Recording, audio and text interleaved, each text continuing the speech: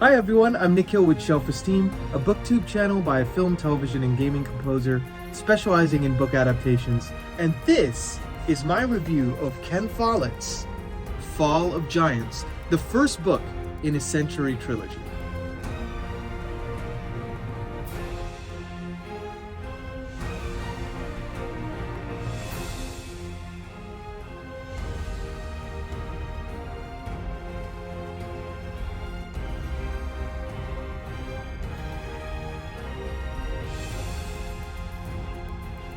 Hey everyone, welcome back to the channel. For those of you who are new here, I'm Nikhil with Shelf-Esteem. This is a booktube channel by a film, television, and gaming composer specializing in book adaptations. You might have heard some of my music in The Wheel of Time Season 2, His Dark Material Season 3, and the official Brent Weeks companion album for his series Lightbringer.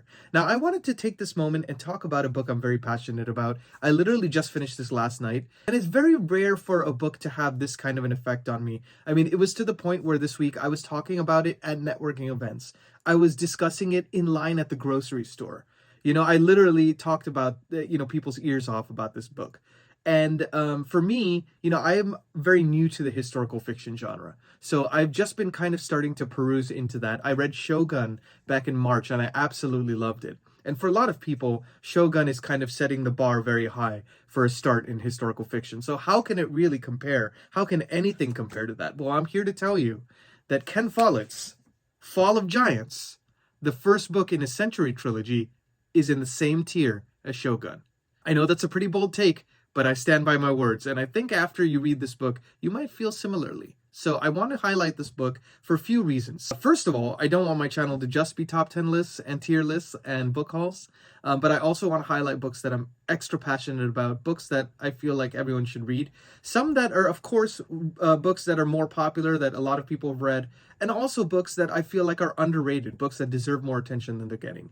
Now, a lot of people might know Ken Follett from his more popular work, The Pillars of the Earth, which is consistently rated as one of the great books of the 20th century.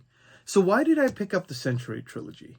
Well, first of all, I ended up getting a really good deal on it. I was at the library book sale, and I got 3 of these hardcovers for $3. So I was like, okay, I have to pick this up. I've heard great things about Ken Follett. Hadn't read a word of his books yet, but it just was too good to pass up.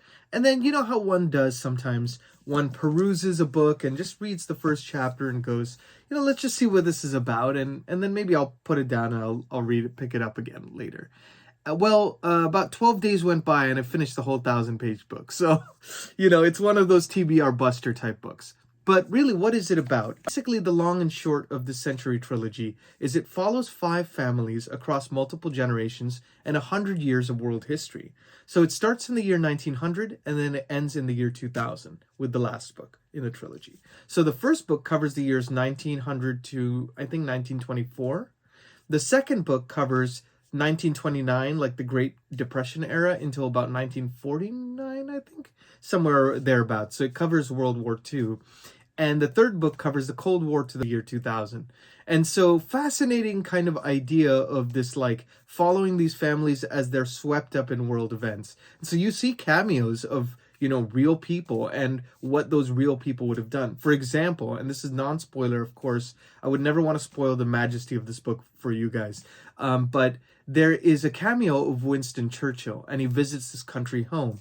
Now, when Ken Follett had done extensive research with this, he, found out that Winston Churchill would often visit people at their country home. So it was something that he would have done anyways, So it was very plausible that he would interact with some of these fictional characters and how he seamlessly weaves both the world history events and also the character types with that are both real and that are also fiction in nature. So really fascinating way he's done that. And this particular book covers World War I, the women's suffrage movement, and the Russian Revolution. So really fascinating stuff I didn't really know much about. I'm personally more well-versed in World War II and the Cold War, but World War I was always one that I didn't, I knew some of the main events, but I didn't really know how World War I really got there.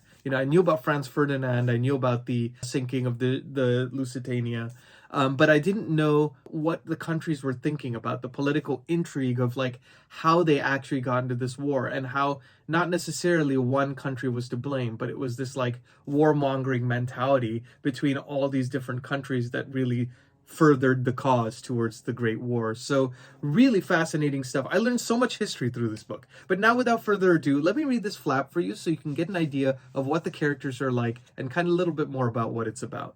So it says, 13-year-old Billy Williams enters a man's world in the Welsh mining pits. Gus Dewar, an American law student rejected in love, finds a surprising new career in Woodrow Wilson's White House. Two orphaned Russian brothers, Grigory and Lev Peshkov, embark on radically different paths, half a world apart, when their plan to emigrate to America falls afoul of war, conscription, and revolution.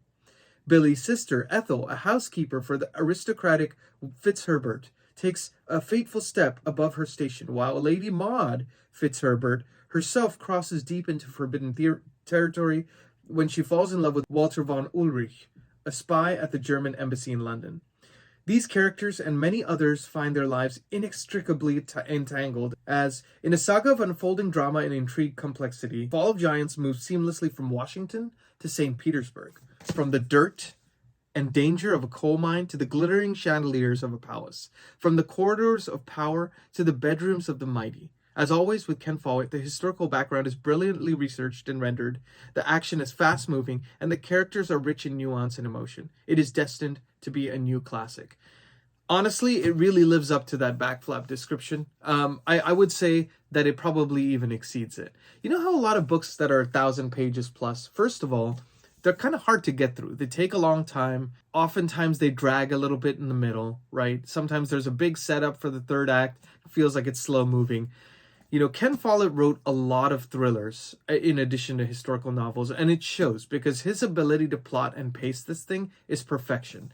You know, if you've ever read Shogun or any other historical novels that are, you know, kind of the pillars of the historical novel genre, those particular ones are often long, but they often also are plotted well enough that you really don't feel like it drags too much in the middle. And I feel like this is no exception. So I found this book to be riveting from start to finish.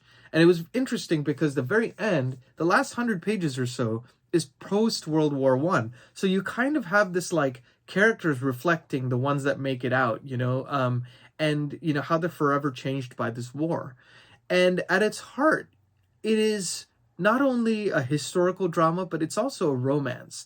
And that's kind of interesting because personally for me, like romance is not really my deal. Like I've read romances I've really enjoyed in novels, but it's not something I turn to necessarily, if that makes sense. I found out that there were 3 different romances or like 4 different romances in this book. So that's quite romance heavy. But for some reason, Ken Follett makes these characters believable, and it makes the romances believable too, to the point where I was so invested that I would stay up till 2 a.m. reading, which for me, you know, that's like 3 hours past my bedtime.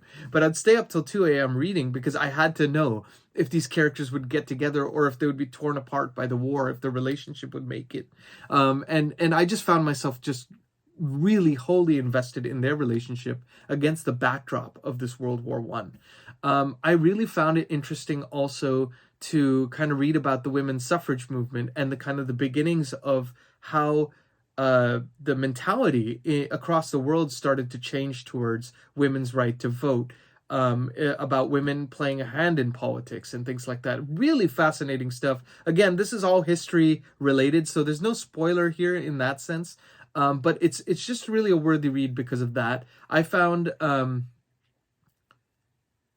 the action to be fantastic because it's not heavy-handed. You know, I mean, you would imagine a World War I book to be very war-heavy, but it honestly, the World War I part of it doesn't even start until about 40% of this book is over, right? So you really get to sit with these characters and live with them and understand who they were before the war.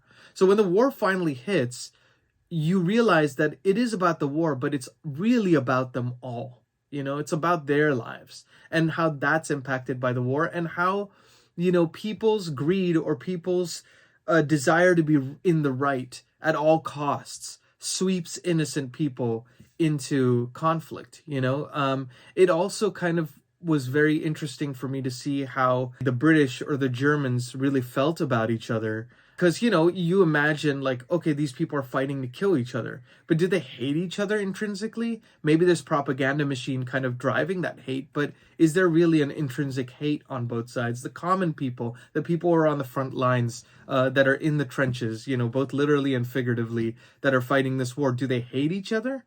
Oh, maybe, maybe not necessarily. You know, there's not enough to hate. They're following orders a lot of times. So I don't know. It's just a very interesting kind of complex look at the World War I and its aftermath and its ramifications, and it sets up really what the events that lead to World War II, I think eventually, which is going to be in the second book, which I'm so excited to pick up. I mean, this is definitely an underrated classic in my opinion. It came out in 2010, but I really feel like that this is going to be one of those books that people are talking about. And I really hope that it gets adapted, because I could just imagine, you know, if they had the budget to pull something like this off, it would be pretty hefty. You know, I'm sure at least $100 million film or something. And it'd be hard to capture everything in a film. It would have to be like a Gone with the Wind type of an epic scope or something. But I can't say enough good things about this book. I would give this easily a 9.5 out of 10 stars for me personally.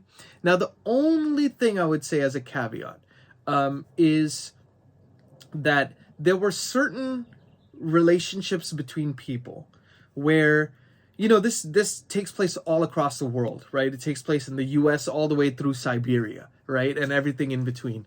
And, you know, sometimes there were character meetups or certain kind of coincidental events that would bring characters together that I felt were a little awfully convenient at times. This didn't happen too much and it wasn't too distracting, but there were a couple of instances where I was like, I don't know if I believe that necessarily. It could have happened, but is it plausible, you know? But the writing is so well done and you care so much about these characters that it's almost a non-issue. Does that make sense? So that half a star is really just me being nitpicky, but I think overall I would have given this a 10 stars. I would just knock it down a half star for that reason. But for that reason, it is a 9.5, solidly there, and very, like, I feel very confident in that rating. And, you know, I would love to know more from you guys. So please let me know in the comments if you've read Ken Follett's Fall of Giants. Let me know if you read the other books in the trilogy. I have heard from people that this is the best of the series, but the other two are very good. So I'm interested to see how that works out. I'm definitely going to move this up in my TBR now. The second book is called Winter of the World. That's the one that takes place in World War II. And I'm very anxious to kind of read that now. So I'm going to definitely read that this summer at some point. Reading a book called Winter of the World during the summer seems pretty apt, I think. But yeah, I'm very excited to check that out. And so let me know in the comments if you haven't read it and if this sounds intriguing to you. And I'm going to leave an Amazon link as well in the description where you can kind of check that out for yourself if you want to get it. If you have read the first book and you want to read The Winter of the World along with me, please let me know in the comments as well, because I always want to find people to read with. That's always like my favorite thing to do in the world. I think being able to share our shared love of books is, you know, what makes this channel and the reading experience worth having. So thank you guys so much for, you know, listening to my gushing about this wonderful book and this epic tome, and I really hope you enjoyed if you get a chance to read. Again, I'm Nikhil with Shelf-Esteem. Please like and subscribe and share the channel if you like what I'm doing here, and you know, I look forward to seeing you in more videos and more reviews and more tier lists and all that stuff. So got some exciting ones coming up for the rest of the week. I hope you enjoyed this, and in the meantime, be good to yourselves, be good to each other, and I'll see you next time. All right, take care.